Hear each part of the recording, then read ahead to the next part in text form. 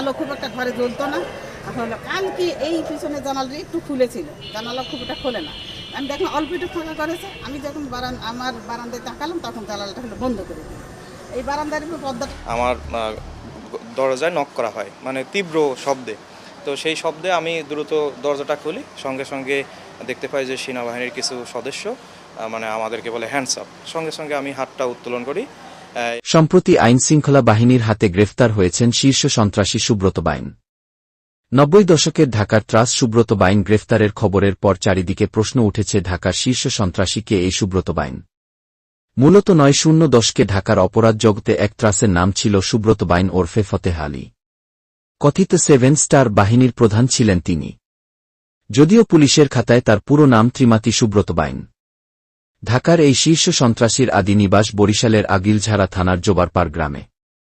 Holi family হাসপাতালে ১৯৬৭ সালে জন্ম সুব্রত বাইনের। তার বাবা বিপুল বাইন একটি এনজিওর গাড়ি চালাতেন। মায়ের নাম কুমুলিনী বাইন। ৩ বোন আর ১ ভাইয়ের মধ্যে সুব্রত সবার বড়। মা কুমুলিনী আর ৩ বোন মেরি, চেরি ও পরীকে নিয়ে ঢাকার মগবাজারের ভাড়া বাসায় থাকতেন তিনি। বহুদিন ঢাকার আন্ডারওয়ার্ল্ড কাঁপিয়ে ভারতের কারাগারে কিছুদিন বন্দী ছিলেন এই শীর্ষ সন্ত্রাসী। সুব্রত বাইনের অপরাধ জগতে প্রবেশ মূলত ৯০-এর দশকের শুরুতে। ঢাকায় দরপত্র নিয়ন্ত্রণ ও চাঁদাবাজির মাধ্যমে তার উত্থান ঘটে। সেই সময় অসংখ্য খুন ও জখমের ঘটনায় তার নাম নিয়মিত আসত।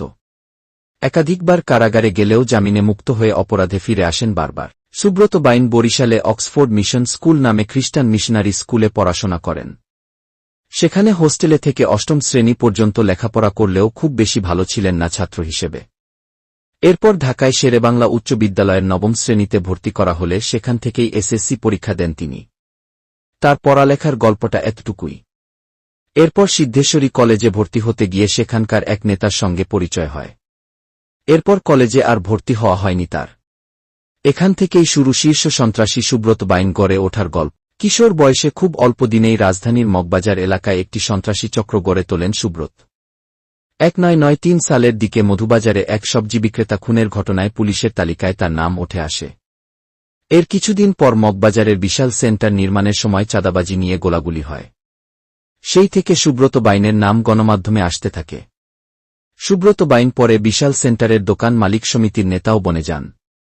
রমনা, মধুবাগ, কারওয়ান বাজার, মগবাজার এসব এলাকাকে পরিণত করেন নিজের নিয়ন্ত্রণাধীন এলাকায়। ১৯৯১ সালে জাসদ ছাত্রলীগ নেতা মুরাদ হত্যার ঘটনায় তার যাবজ্জীবন সাজা হয়। এ সময় রাজনীতির সঙ্গে ঘনিষ্ঠতা গড়ে তোলেন তিনি।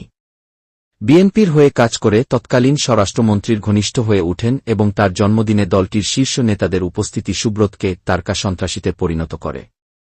পরবর্তীতে যুবলীগের লিয়াকতের সঙ্গে সংঘর্ষে জড়ান নিয়ন্ত্রণ বিস্তার নিয়ে।